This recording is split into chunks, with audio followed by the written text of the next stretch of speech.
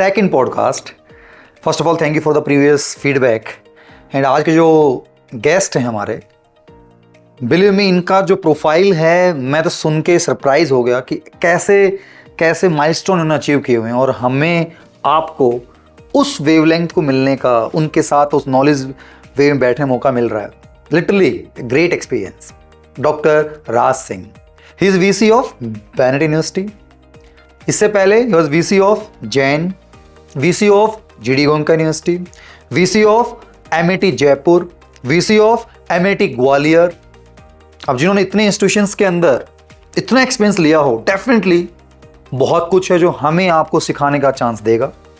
Then he was a founding head of ICFI business school, and then Indian air force retired हैं, खुद CFA की हुई हैं, MA in economics है, PhD in strategic finance है। डिग्रियों का जो मैंने आपके सामने या अचीवमेंट का पार्ट रखा है, उससे ऊपर एज ए पर्सन बहुत बड़े विजनरी हैं।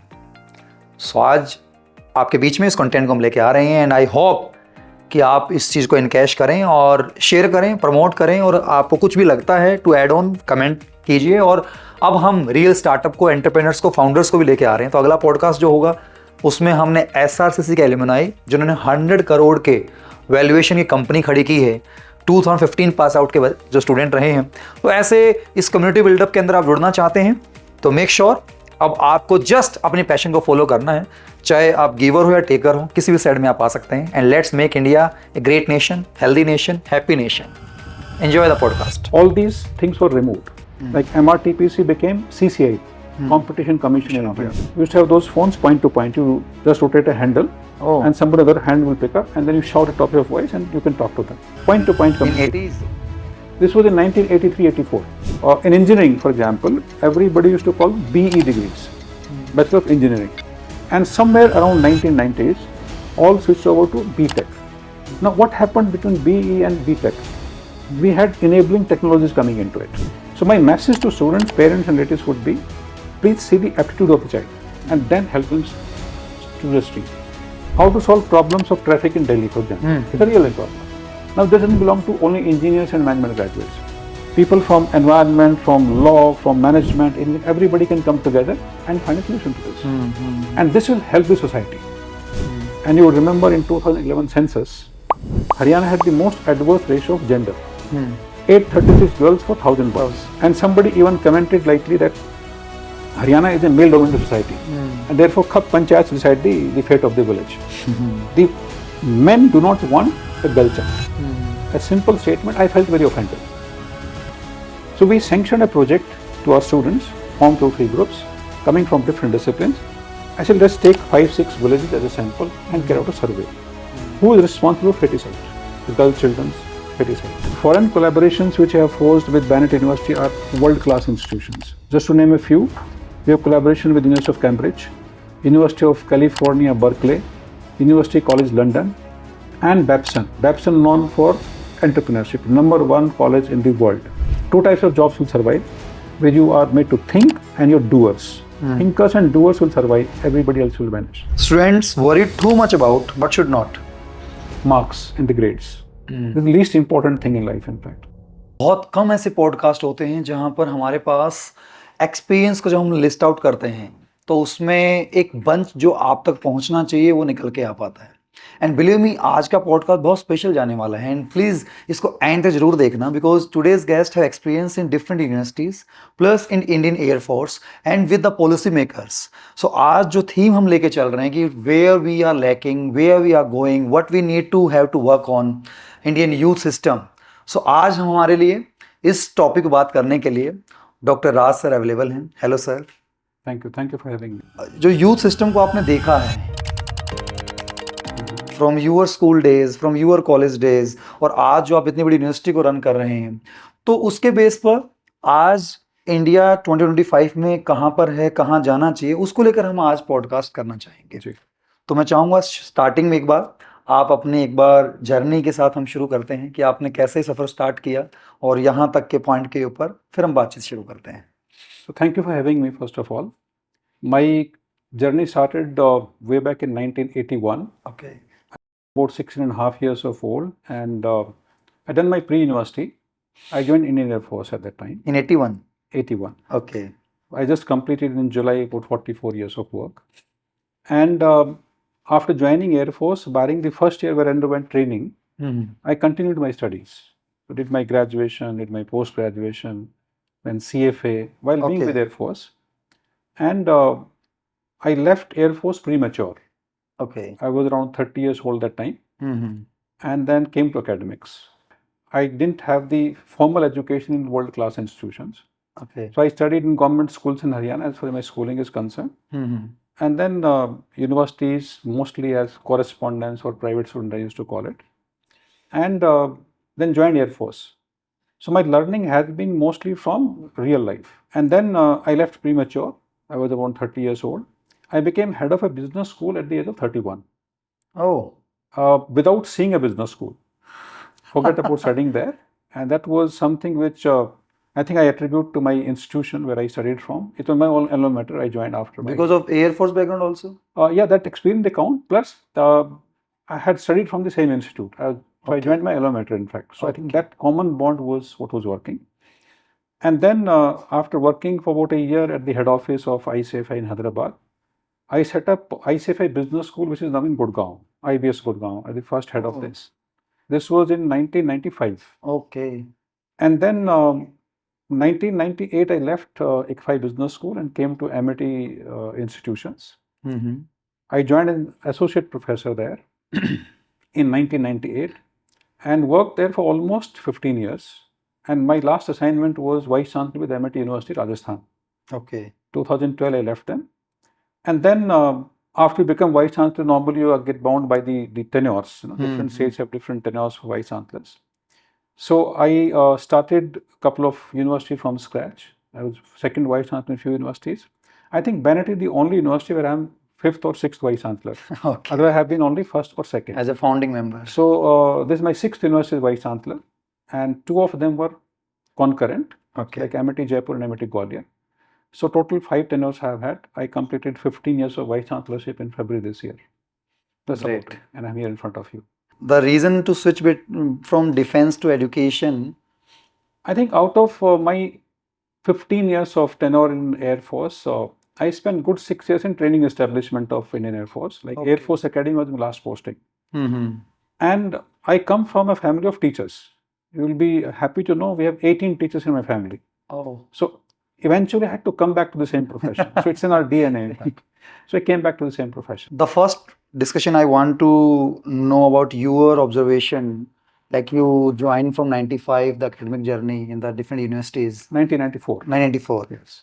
So right now we are in 25 and we are talking about the Indian startup culture. Yes. This wave started from, I think, 10 or 15 years way back. So where we are actually moving forward? Are we on the right track or we are something lacking in the process?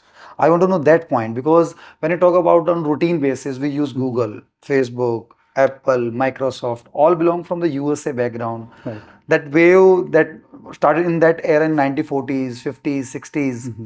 In 1975 we are facing the emergency. Government collapse हो रही हैं. 91 के अंदर we start LPG policies. So right now at this moment हम किस side में जा रहे हैं? We want to know that in upcoming 10 years क्या हम global players बन सकते हैं?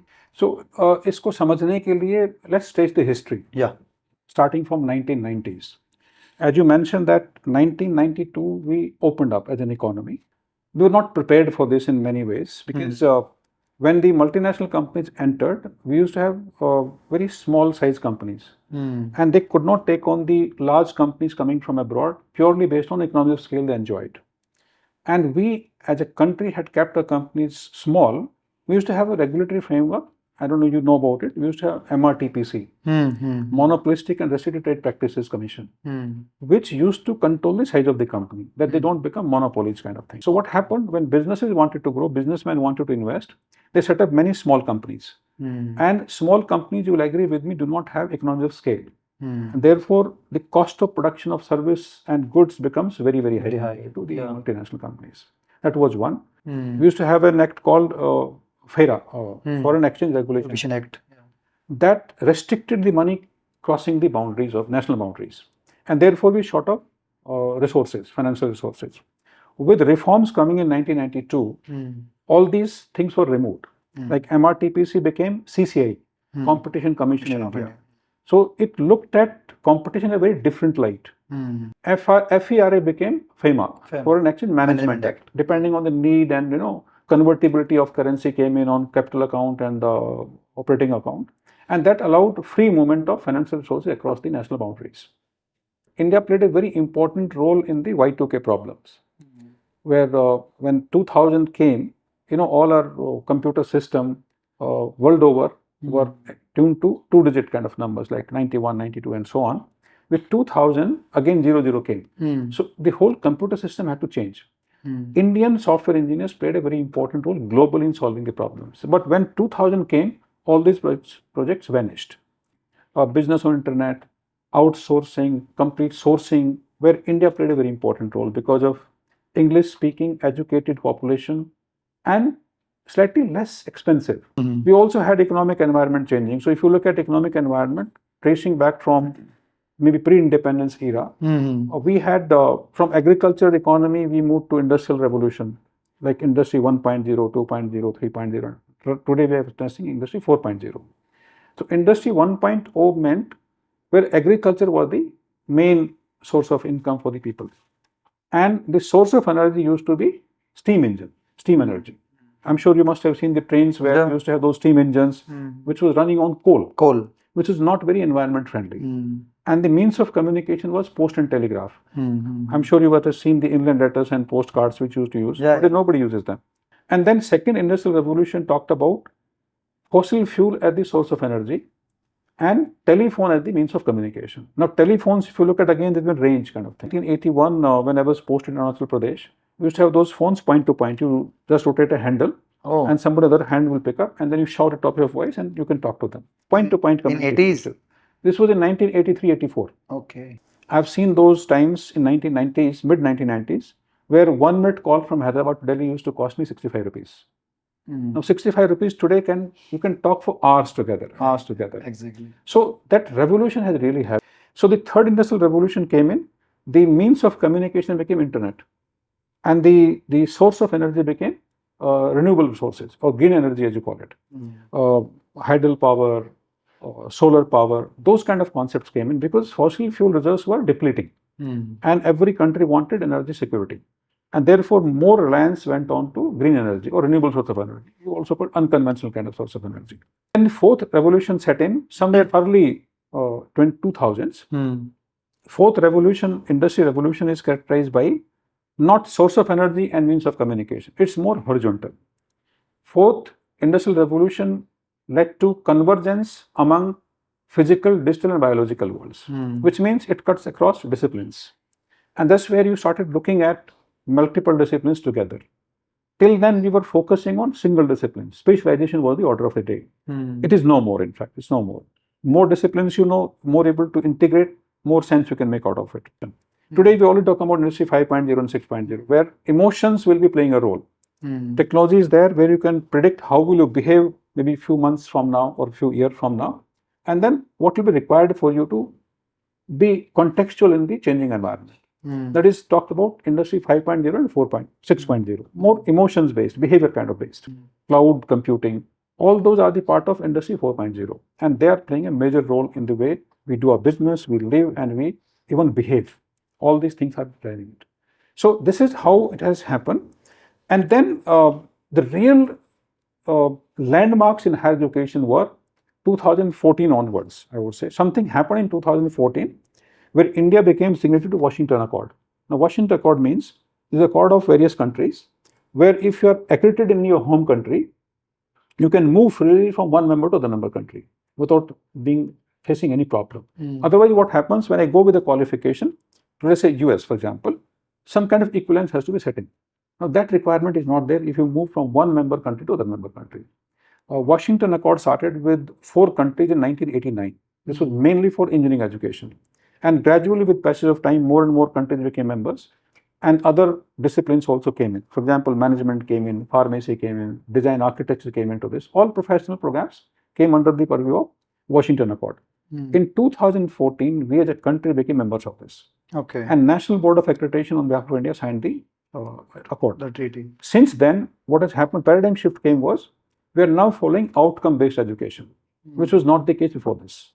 Now, outcome-based education is a paradigm shift, complete paradigm shift, which says when you design a program or education system, you design backward. So with end, you start with the end and then work backwards. So for example, what I want after 3 years, 4 years, 5 years. Result oriented means Outcome oriented. What outcome I'll achieve, what my students will be able to do, what they will not be able to do, what they will know, what they will not know. And then in 2020 came National Education Policy, which gave us all the directions and wherewithal, systemic and otherwise, how to expand the learning opportunities for the students so that they can achieve higher order learning outcomes. So I look at outcome-based education and NEP together. And then there are umpteen number of initiatives have been taken. I will not hesitate in saying that for the first time in the history of higher education, regulatory bodies are ahead of us professors. Till then, we used to say that they don't allow us to do anything. We're over-regulated. Today they say, this is where you to reach.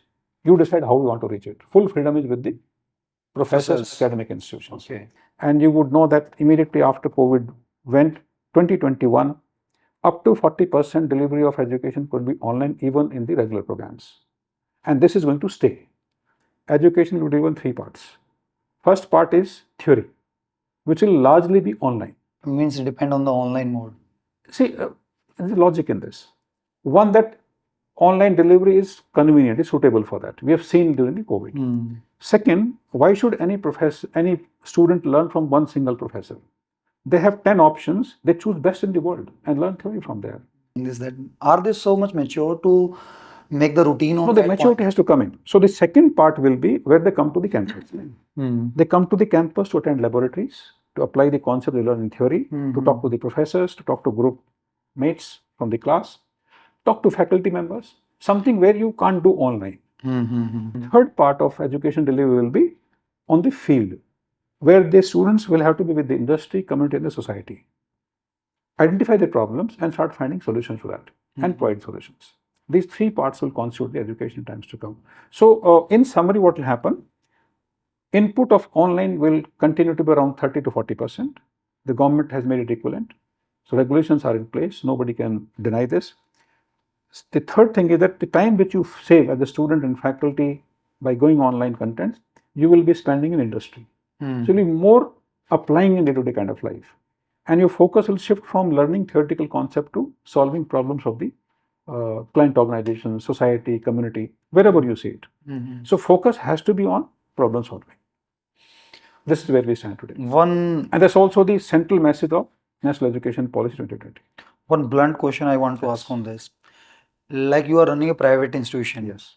You can manage all the protocols what you are expecting. But when you talk about the government universities and all that, when you talk about the outcomes, like the students are not able to perform the D grade or C grade of work profile, even they are PhD holders, they are masters and they are applying for clerk job, they are applying for the job which are not equivalent to their qualifications. So these are very good when we can control the process. But I think that's only 10 to 20% of whole community of our student base. Absolutely. The real challenge is what about the 80%? Today, 80% enrollments are in the private sector. And only 20% are the public sector universities. A shift is changing actually. Already shifting, and this is going to only increase. And the reason is because private institutions have been more innovative. They've been delivering education which is more relevant, and they're developing in the students a capability to solve problems. Say 1994, when I entered education after leaving Air Force, we had only 87 business schools in this country. In 94. Today we have 4,500, maybe one more. Right now we will have a discussion on the university base. Yes. But schools have already privatized from so many years. Even the outcome from that community is not that means brighter side, that students are applying their field or opting their field as per their passion, as per their interest. Still, in the 25 even, the marks have the more priority about their skills, about their passion. People were focusing only on the marks secured in school, maybe 10 plus 1, 10 plus 2. But this is changing gradually. And large credit goes to various boards coming and starting up schools in India like International Baccalaureate, IGCSE kind of boards. They've taken away focus from scoring marks to conceptual understanding. student in the stage of 9th or 10th class, and they want to finalize the stream, and they are very confused because of their over information available in the market. One day they are thinking to become engineer, second day they become to become doctor, other day businessman. So how to find out that what's the real potential, and then only you have to choose that domain. We should never force a student into a stream which he or she does not have aptitude for. Today, fortunately for us, we have very scientific methods of testing what I'm meant for. Psychometric test? Psychometric testing, one of them. Okay. There are various career inventory tests which could be conducted, and the counselors can advise you exactly what you're meant for. Do that, and of course, where you have been finding things more interesting, which you have been enjoying. So combine both of them. So interest, aptitude, as well as competency. All things play a role in the kind of career path you want to choose. When my son got into graduation, he wanted to do engineering because his friends were doing engineering. And I'm a very non-interfering kind of father. I said, by all means, go for that. He didn't get into IIT, didn't get into any other good institution. I was heading a university academics. I got him in computer science there. Okay. In first semester, he failed in mathematics. CGPA 4.5 in 10-point scale. Then he said, okay, one more semester give me. I'm just getting acclimatized to the new environment. I said, by all means, go for this. Second semester, he failed in mathematics too, but also failed in physics too. And CGPA came down to 4 on 10-point scale. And that's where I put my foot down. I got him assessed by a counselor through psychometric test. And the report clearly said, this boy can become anything but an engineer. My daughter, 2 years younger to him, was also said, I also want to engineer. I said, by all means, go ahead with this. She took physics, chemistry, maths, and computer science in 11th class. But she's more wise, and she came to me within a week and said, this is not my cup of tea. She into commerce, 95% in CBSE, Siram College of Commerce, CPA from US, MBA from ISA Barcelona, and she's at a very young age as a finance controller of a multinational company controlling. Wow. Just because we changed the stream. So my message to students, parents, and relatives would be, please see the aptitude of the child and then help them to the stream. So for example, you force somebody and he struggles or she struggles, we are giving category C engineer to the society, but we're denying them class A, RJ, or a singer or a dancer. Wow. I think that's the way we should look at it. My purpose of podcast is complete. I want that bite only. Because students, even after 3-8 movie, even after that much era, still have that much like IIT is IIT. Yes. And plan B or plan C may be not able to provide that much respect or that much growth in the market. So they somehow in the same domain of market era and all that. You know what has happened because this obsession with the engineering and medical. Yeah. Can you imagine you have less than 20,000 seats in IITs and 14-15 lakh students appear for the test? Are we going crazy? Why we are just job seeker? Can we become the job creator through the methodology of your learning, your pattern in the market? Are these courses able to create leaders in the market as a risk taker, as an entrepreneur?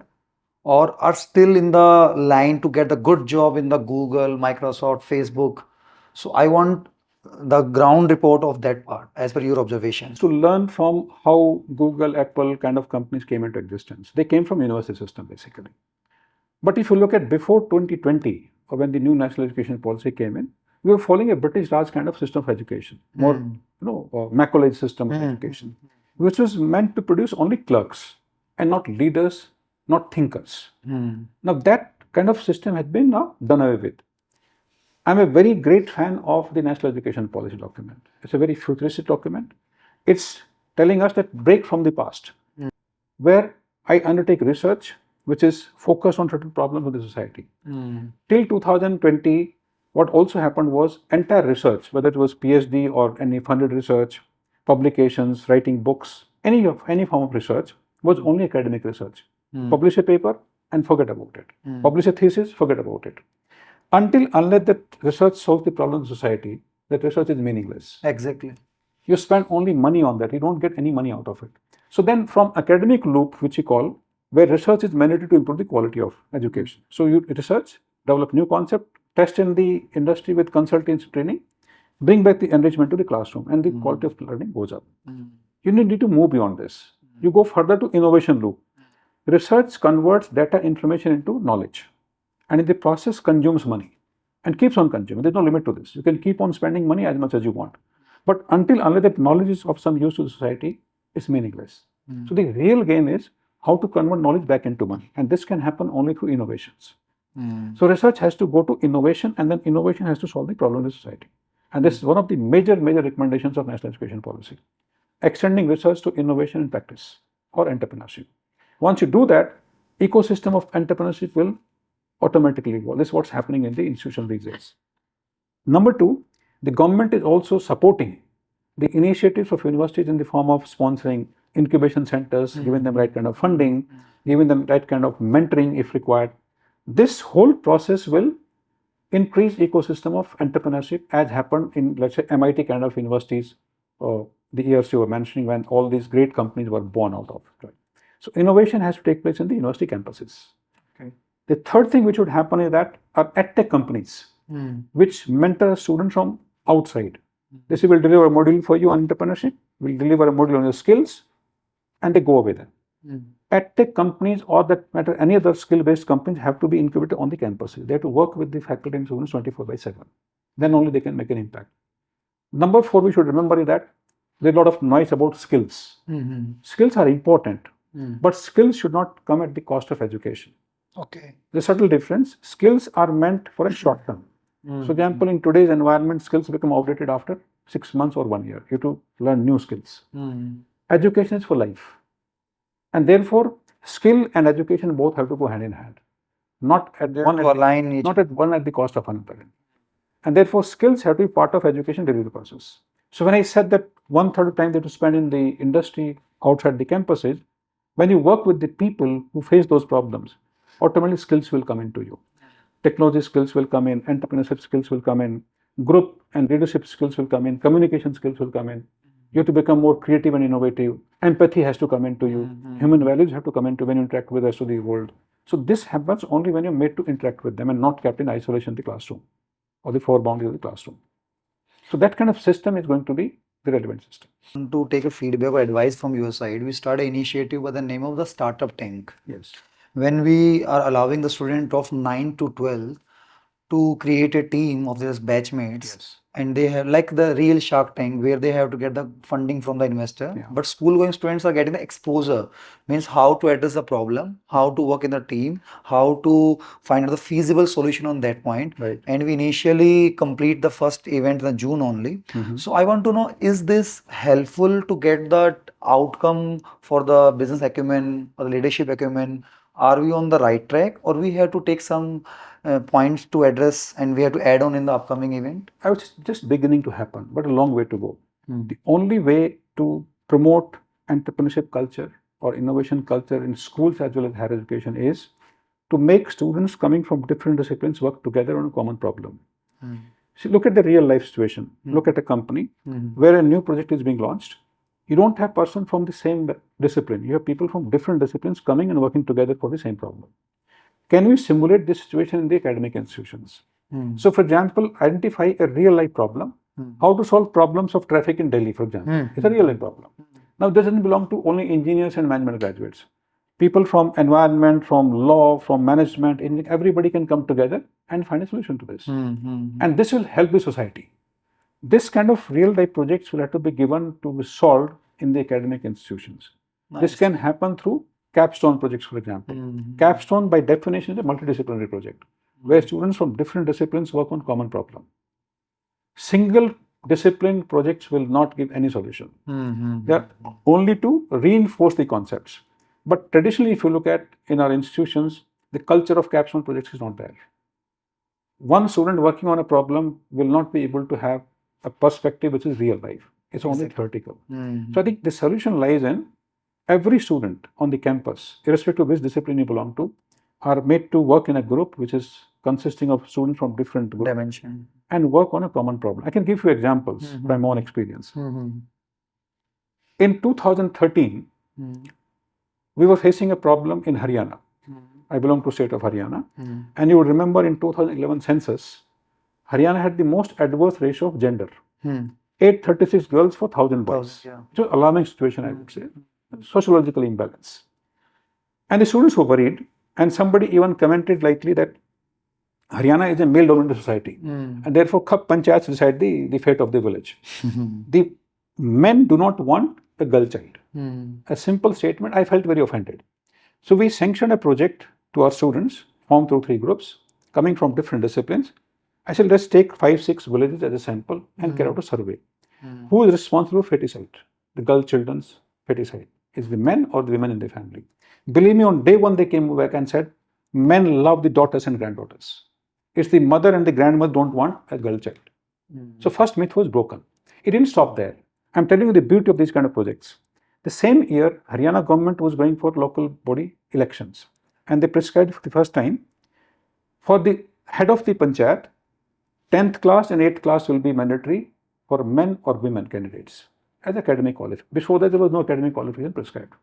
For the members of the panchayat, 8th and 5th class will be mandatory for men and women. And you would know that in villages, certain constituencies are meant for women. Women only. Reserved, about 30% of them. And you will also know that in villages what happens, the wife becomes sarpanch, the husband runs the panchayat. This is the culture we have. So when they went there, there were families which have held these positions for generations, 4, 5, 6 generations. Dada, pardada, sab log sarpanch or Same parts. Unfortunately, they didn't have a single woman in the family who was eligible to contest elections. You know what happened? There were murders of the wives and the granddaughters or daughter-in-laws to have their son and grandson married again to have eligible daughter-in-law there in the family to contest elections. People divorced their wives and granddaughters and daughters-in-law to marry them again and have eligible daughter-in-law. A purely political problem became a social problem. Hair-raising stories were there. And this came, our students collected the report and sent to the Ministry of Child and Women Welfare, Government of Haryana. 3 months later, it came in the Gurgaon Times. Full coverage that how a political problem became a social problem. Now tell me which classroom can teach the students these kind of things unless they go to the field. So for that, I think the visionary people like you have to lead the institution. So now I want to know about the Bennett University in this process. Means you are running a multiple schools under this part. Yes. So what are the programs which audience must know? What are the initiative we have taken in different domains which we have to learn, and different your stakeholder have to take same and can learn from your examples. Yes. So Bennett University, as you know, is a multidisciplinary university. We are into engineering, where computer science engineering is in. We also have traditional branches like electronics, we have mechanical engineering. We don't have civil right now, but you also have physics, chemistry, maths kind of departments, applied science departments. You have School of AI, Management, Design, Liberal Arts. They are the institutions we have, and Law School, of course, very important school. So we have multidisciplinary campus. We are in the right position to design projects which are multidisciplinary. So what we're trying to do now, from first semester itself, we'll first teach them kind of multidisciplinary kind of environment, how they work into this. Develop certain skills which are mandated by the University Grants Commission, where professional skills, communication skills, universal human values, other skills where we orient them towards thinking more entrepreneurially, I would say. So first and second semester will have these mandatory courses which bring them into the environment of multidisciplinarity. Second year onwards, let's say starting from third semester to 6th, 7th, 8th semester, they'll start working on a group project. We call them transdisciplinary research and entrepreneurship projects. Every student will be part of this in groups of 10 to 12 students. And the merit will be that at the end of every year, you to either develop a business plan and go for a startup. 2, you can file a patent. You can get it sanctioned if possible. 3rd, you can develop prototype or a working model. And 4th and minimum will be you can publish a paper. Nothing beyond this. Every student will be initiated into research. And this was starting from this academic year. Can you imagine? They will stand very tall compared to the contemporaries in other universities. This is number 1. Number 2, you must have seen list of foreign collaborators. We are working with Babson from number 1 entrepreneurship institute in the world. We're working with University of Cambridge. Our students can go and do internship there. They're known names, top 5-10 universities of the world. We're working with University of California, Berkeley. We are working with University College London. The top universities of the world. So I was saying that foreign collaborations which I have forged with Bennett University are world-class institutions. Just to name a few, we have collaboration with University of Cambridge, University of California, Berkeley, University College London, and Babson. Babson known for entrepreneurship, number 1 college in the world. We're working with these top classes, apart from, of course, many, where students can spend a time with those institutions in different formats and get exposure to the world-class education. So, for example, they can go for a short-term immersion program of 1 to 4 weeks during the summer, during the semesters. They can go and study full semester abroad, bring back the credits and get counted towards your own degree here. You can also have arrangement like 2 years with Bennett University, 2 years with only Partner University. And you can have either one degree from the foreign institution, or you can come back and have degree from the Bennett University, or both can give you degrees. So dual degree, joint degrees and twinning program facility is already there. So through this program, can you share me what's the future of AI? Because right now it's a new wave in the market regarding that. And mostly parents are concerned about the streams they are opting.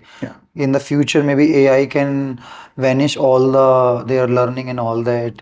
For example, coding domain, and AI can code all the website in just 5 or 10 minutes. So in that part, what should be the parent have to do homework regarding that? I was listening to one of the professors in a conference in US, and he said by 2029 there will be 2 types of companies. One who use AI, and second who has gone out of business. There won't be any third type of company. It means AI is a part of every company. You just can't escape it. AI does not belong to a particular domain. AI belongs to everything. It's applicable in healthcare, applicable in manufacturing companies, applicable even in education, the way we deliver education. So, for example, we have used AI in many ways in delivering education programs here. So, when a faculty member designs a curriculum, 60% of the work could be done by AI-based tools. You define the parameters, what kind of outcomes you want, how many hours you to devote, how many modules you want to have, and it will give you a basic structure of the course. 60% of the time is saved for the faculty, and then they can tweak and do it as per their customized or as per their own objectives. We also make use of AI in examinations, for example, particularly formative assessment. I performed in first assessment. Suppose I was not doing very well. My next level will be decided by AI. What kind of difficulty level should come in there? Third time, difficulty level based on how I performed in the second assessment. And you form your own skill set and keep on assessing it. So AI is entering almost every domain. So second part of the question, that some of the jobs will go away, I would say yes. Jobs which are more repetitive, clerical, will be taken over by AI. Very junior, entry-level kind of jobs. 2 types of jobs will survive, where you are made to think and you're doers. Thinkers and doers will survive, everybody else will vanish. And therefore the message is, what kind of skill set you come out with from the college and university will be the key deciding factor, whether you survive or you don't get a job. So, like every coin have 2 sides. Yes. Like in the AI is the initial era of 1 or 2 years. Yes. Students are using it in the negative side more in the current scenario to do their homework, to complete their projects and all that without using their own skill in that point. Yes. What's your message to those students? I think you asked a very pertinent question. I'm happy you asked about it. This tells us as academic institutions and teachers, our assessment system has to change completely. The rotten system of written examination has to go. We cannot keep on asking questions where students can get answers from ChatGPT or any AI generated. Today, we are entering an era where asking question is more important. Answers can be found out by the generative AI. So you should know how to ask relevant questions. In fact, you'll be surprised to know some professors assess their students on frame questions based on this particular course which you have learned. What kind of question you will ask to assess yourself. And then they give them the marks and not asking the answers. So the exam system is changing completely. Now the last round of rapid fire. Yeah. And I want to know with reasons what's your answer is regarding. What's tougher, being in the Indian Air Force or handling Gen Z students? Gen Z students is more difficult. Why? Because when I say Air Force, it's a very system-driven organization. Every process system is well defined. But yeah, handling Gen Z is difficult because you don't know what they want. It's very, very difficult. One trend in higher education you secretly think is overrated. One trend in higher education is overrated. Outcome-based education. Okay. Why I say overrated? Because people are talking about it, but nothing is happening on the ground. And main hurdle there is the mindset of the people. And the reason for that is, we all are product of the same system. One thing Gen Z gets absolutely right about life or learning. Oh, their versatility. Sometimes I envy them, in fact. At one moment you find them playing on the sports field. Second moment you find them dancing on the stage. Third, you find them doing some serious work in the computer lab, coding or something. Very versatile kind of generation. I love it. In fact, I love it. I wish I was born in this generation. And the last one, what's one thing students worry too much about but should not? Marks and the grades. The least important thing in life, in fact. See, these marks and grades can get you the first job, but they can't sustain you.